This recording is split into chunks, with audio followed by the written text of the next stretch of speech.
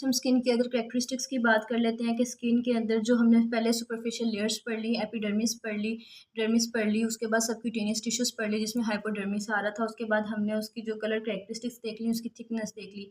उसके अलावा जो स्किन के अंदर कौन कौन सी कैरेक्टरिस्टिक्स जो है वो प्रेजेंट है, उसमें हमारे पास सबसे पहले तो आ जाता है फिंगरप्रिंट्स। हमारी स्किन के ऊपर जो है फिंगरप्रिंट्स प्रेजेंट होते हैं। ये फिंगरप्रिंट्स क्या है? ये रीजेस एंड ग्रूव्स हैं जो कि फिंगर टिप्स के ऊपर, पाम्स के ऊपर, toes and sole of the foot के ऊपर प्रेजेंट होते हैं। इस रीजेस एंड ग्रूव्स का मतलब क्या है? रीजेस का मतलब होता है रेस्ड पोर्शन या प्रोजेक्शन, ग्रूव्स का मतलब होता है डिप्रेस्ड एरियाज। जैसे ये हमारे पास फिंगर है, फिंगर या हमारी पाम है, ये जो रेस्ड एरिया होगा टिप्स का फिंगर की, ये जो है ये रीजेस होंगे। डिप्रेस्ड एरिया जो है ये ग्रूव्स होंगे। यहाँ से फिर देख लेते हैं, ये जो हमारे पास रेस्ड एरिया है ये जो है ये रीजेस हैं। ये टिप्स, फिंगर टिप्स के ऊपर, पाम्स के ऊपर, टोज के ऊपर और सोल्स के ऊपर जो है प्रेजेंट होते हैं। अब ये जो रीजेस हैं ये इंट्रायूट्राइन लाइफ के अंदर डिवेल्प होते हैं, third and fourth months of development. Intrauterine life क्या होती है? इंट्रायूट्राइन लाइफ हमारे पास कहते हैं कि प्रेगनेंसी के अंदर जब जो एम्ब्रियो की या फीटस की जो डेवलपमेंट और ग्रोथ वाला जो पीरियड होता है, जो कि थर्ड एंड फोर्थ मंथ से स्टार्ट होता है, वो यूट्रस के अंदर वो जो पीरियड है उसको हम इंट्रायूट्राइन लाइफ कहेंगे फीटस की। उसके अंदर ये जो रीजेस हैं ये बनना स्टार्ट होते हैं और उसके बाद ये जो पैटर्न ये जो बनता है रीजेस एंड ग्रूव्स का, ये चेंज नहीं होता बल्कि ये बर्थ के बाद जो है वो इनलार्ज करता जाता है। And is peculiar to the individual का क्या मतलब है कि ये हर इंडिविजुअल का स्पेशलाइज्ड होता है, सेपरेट होता है। And this can be use to identify process. इसका मतलब है यही हमें पता है, जिस तरह हमने पहले भी सुना है कि जो फिंगरप्रिंट्स हैं ये हर पर्सन के जो हैं वो सेपरेट होते हैं, डिफरेंट होते हैं हर पर्सन के, हर इंडिविजुअल के, क्योंकि ये पेक्यूलर होते हैं। तो इससे जो है हम लोग जो पर्सन की आइडेंटिफिकेशन कर सकते हैं कि उसके फिंगरप्रिंट्स के थ्रू हम पता लगा सकते हैं कि ये किस पर्सन का फिंगरप्रिंट है, क्योंकि फिंगरप्रिंट्स कभी भी सेम नहीं हो सकते या फिर किसी भी पर्सन के जो है वो चेंज नहीं हो सकते। हाँ, वो जो है इनलार्ज होते हैं बर्थ के बाद। उसके बाद हमारे पास आता है कि the underlying structure of the dermis is responsible for the maintenance of established pattern of the epidermis. हमारे पास ये अब ये जो फिंगरप्रिंट्स हैं ये रीजेस एंड ग्रूव्स हैं, ये जो एपिडर्मिस के ऊपर प्रेजेंट है सुपरफिशियल लेयर के ऊपर, लेकिन इनको मेंटेन किसने किया है? हमारे पास डर्मिस के नीचे अंडरलाइंग स्ट्रक्चर्स प्रेजेंट होते हैं, उन्होंने इस पैटर्न को जो है वो मेंटेन किया होता है। नेक्स्ट हम इसको नोट से देख लेते हैं कि ये जो है ये क्या थे। ये फिंगरप्रिंट्स रीजेस एंड ग्रूव्स थे जो कि फिंगर टिप्स के ऊपर, पाम्स के ऊपर, टोज एंड सोल्स के ऊपर प्रेजेंट थे। रीजेस जो है ये हमारे पास एलिवेटेड एरियाज थे, रेस्ड पोर्शंस या प्रोजेक्शंस थे।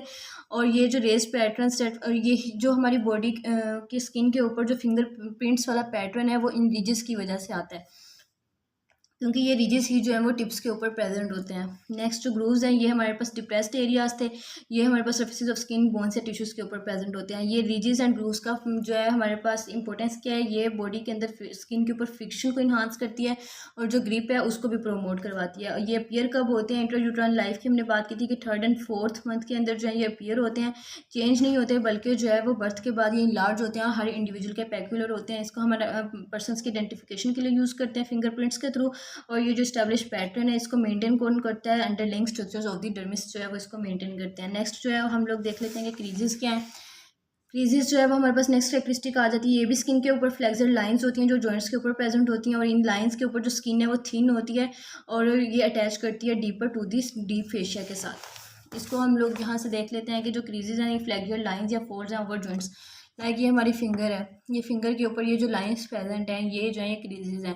ये जॉइंट्स हैं हमारे पास, जिस तरह यहाँ पे इन जॉइंट्स के ऊपर हमारे पास क्या हो रही है? कंटिन्यूस जो है वो फ्लेक्शन हो रही है। तो इस फ्लेक्शन की वजह से या बार बार बेंडिंग मूवमेंट की वजह से बॉडी के ऊपर लाइंस आ जाती हैं, या ये पाम्स के ऊपर जो हमारे पास लाइंस जो हो रही हैं ये जो है ये क्रीजेस हैं।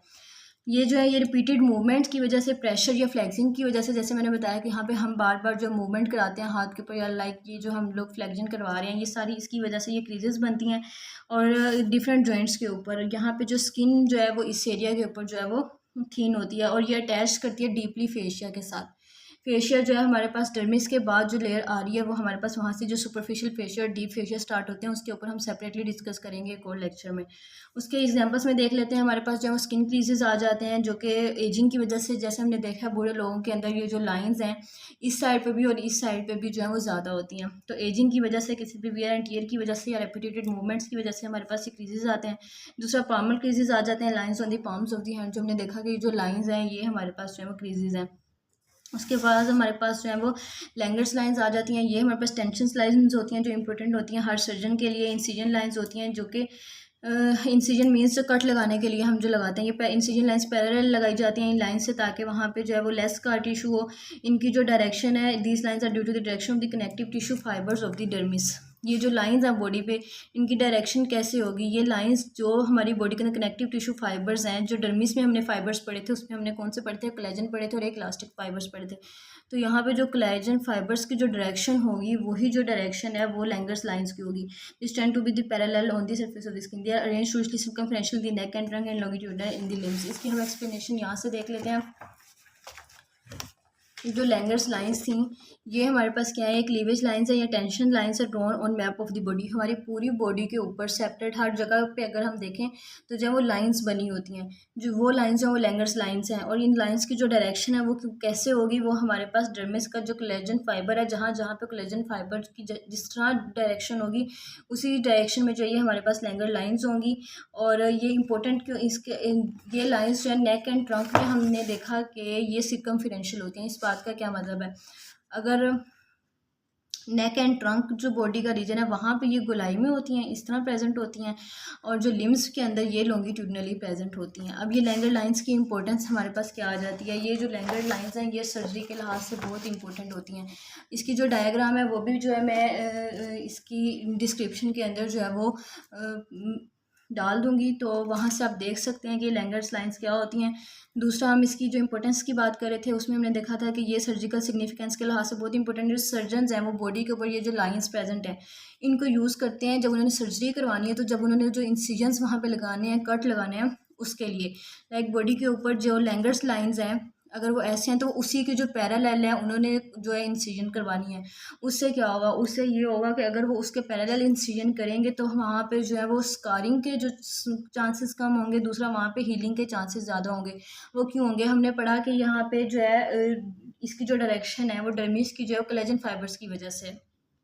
तो कोलेजन फाइबर्स जो होते हैं उनका बेसिक वर्क ये होता है कि वो प्रोटीन होती है जो कि वूंड हीलिंग में जो है वो हेल्प करती है।